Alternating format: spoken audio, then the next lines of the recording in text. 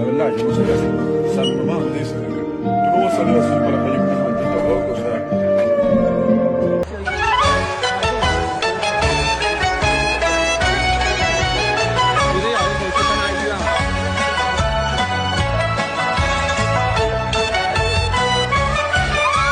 Motorenci.